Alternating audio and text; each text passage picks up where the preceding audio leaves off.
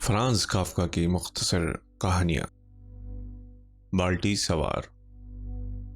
मुसन्निफ Franz Kafka. तर्जुमा नय्यर मसूद। सारा कोयला ख़त्म, बाल्टी खाली, बेलचा बेमसरफ, आतिशदान ठंडी सांसें भरता हुआ, कमरा मुंजमद होता हुआ, खिड़की के बाहर पत्तियां ठिठरी हुई, पाले में लिपटी हुई।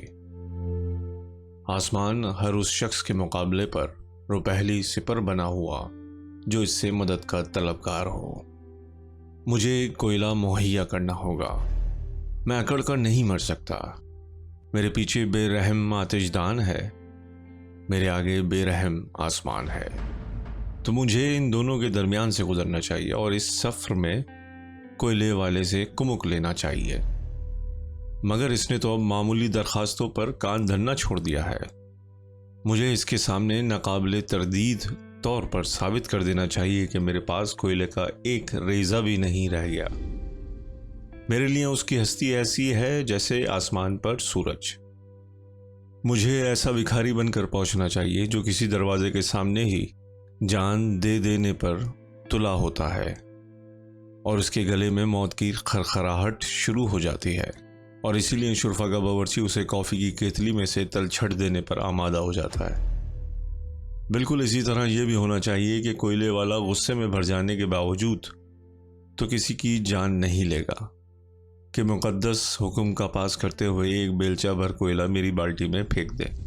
वहाँ मेरे पहुँचने का ढंग ऐसा होना चाहिए जो मामला तय ही कर दे। इसलिए मैं बाल्टी पर सवार होकर निकलता हूँ।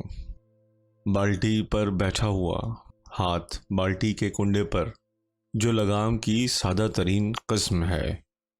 मैं बमुश्किल खुद को ठेलता हुआ सीढ़ियों से उतरता हूँ, लेकिन एक बार नीचे पहुंचकर मेरी बाल्टी बड़े ठाठ से ऊपर उठने लगती है। बड़े ठाठ से ज़मीन पर बैठे हुए ऊँट भी सारवान की छड़ियाँ खाकर झुरझुरी लेते हुए इससे ज़्यादा पुरवकार अंदाज में नहीं उठते। सख्त यकबस्ता सड़कों पर से हम सुबक रफ्तारी के साथ गुजरते हैं। अक्सर तो मैं मकानों की पहली मंजिल की बुलंदी तक उठता चला जाता हूँ।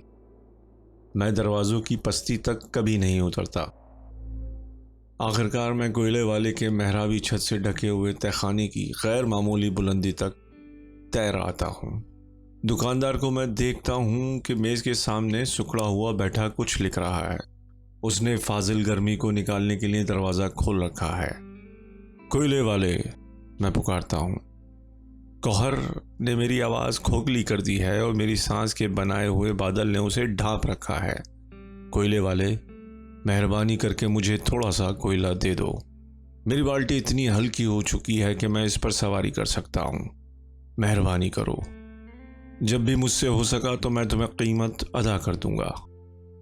दुकानदार अपने कान पर हाथ रखता है। क्या मुझे ठीक सुनाई दे रहा है? वो पीछे बैठी हुई अपनी बीवी से पूछता है। क्या मुझे ठीक सुनाई दे रहा है कोई ग्राहक?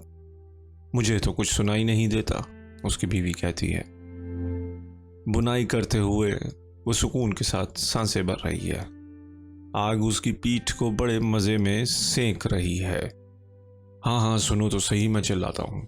ये मैं ही हूँ, पुराना ग्राहक, सच्चा और खरा ग्राहक, अलबत्ता इस वक्त मोहताज हूँ। बीवी, कोयले वाला कहता है, कोई है? बिल्कुल है, मेरे कान इतना धोखा थोड़ी दे सकते हैं। ज़रूर कोई पुराना ग्राहक है, कोई बहुत पुराना ग्राहक जो मुझसे इस तरह मिन्नत कर रहा है। क्यों परेशान हो रहे हो भले आदमी? उसकी बीवी ज़रा देर के लिए काम छोड़कर कहती है और बुनाई का सामान अपने सीने से भींच लेती है। कोई भी नहीं है, सड़क सूनी पड़ी है। हमारे सब ग्राहकों को माल पहुंच चुका है। अब तो हम कई दिन तक दुकान बंद करके आराम कर सकते हैं। लेकिन मैं यहाँ ऊपर बैठा हूँ, बाल्टी पर, मैं चीख कर कहता हूँ और बेहिस जमे हुए आंसू मेरी नज़रों को धुंधला देते हैं। खुदा के लिए इधर ऊपर देखो, सिर्फ एक बार। मैं तुम्हें फ़ौरन दिखाई दे जाऊँगा। मैं मिन्नत करता हूँ, सिर्फ एक बेलचा भर, और अगर कुछ ज़्यादा दे दो तो खुशी से पागल हो जाऊँ।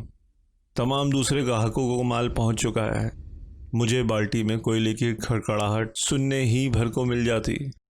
मैं आ रहा हूँ, कोयले वाला कहता है और अपनी छोटी छोटी टांगों से तहखाने की सीढ़ियाँ चढ़ने चलता है। लेकिन इतने में उसकी बीवी उसके बराबर पहुँच जाती है, उसका छाना पकड़कर खींचती है और ये कहती है, यहीं ठहरो तुम्हारा वहम नहीं जाता तो मैं खुद जाकर देख लेती हूँ। रात किस बुरी तरह खांस रहे थे, इसका तो ख्याल करो। गाहक का वहम भी हो जाए तो बीवी बच्चों को भूल भाल कर अपने फेफड़े भेंट चढ़ाने पर तुल जाते हो। मैं जाकर देखती हूँ तो उसे बता ज़रूर देना कि हमारे पास कौन कौन सा कोयला मौजूद है। मैं यहीं से पुकार कर दाम बोलता जाऊँगा। अच्छा। उसकी बीवी सीढ़ियाँ चढ़कर सड़क पर आते हुए कहती है, जाहिर है वो मुझे फ़ौरन देख लेती है। कोयले वाली, मैं चिल्लाता हूँ, मेरा सलाम कबूल हो, बस एक बेलचा भर कोयला इस बाल्टी में, मैं खुद इसे घर ले जाऊंगा। सबसे घटिया बस एक बेलचा भर, मैं पूरे दाम दूंगा, जाहिर है, मगर अभी नहीं।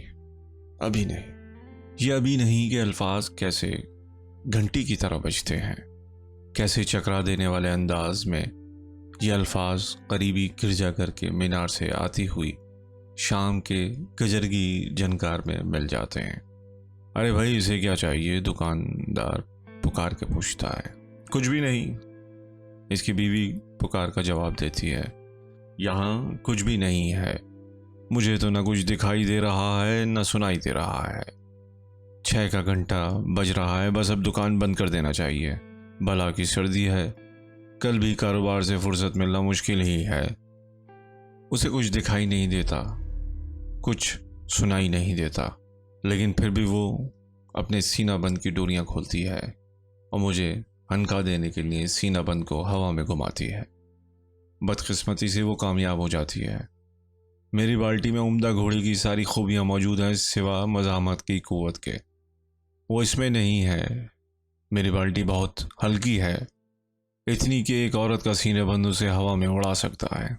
खबीस औरत, मैं जाते जाते चिल्लाता हूँ और वो मुड़कर दुकान में दाखिल होते होते तहकीर और इत्मीनान के मिले जुले अंदाज में मुट्ठी भींचकर हवा में लहराती है। खबीस औरत, मैंने तुझसे फ़कत एक बेलचा भर सबसे बदतर कोयला मांगा और तूने वो भी ना दिया। और ये कहकर मैं बर्फ़पोश पहाड़ों के इलाके की सिमत परवाज़ करता हूँ और हमेशा के लिए खो जाता हूँ।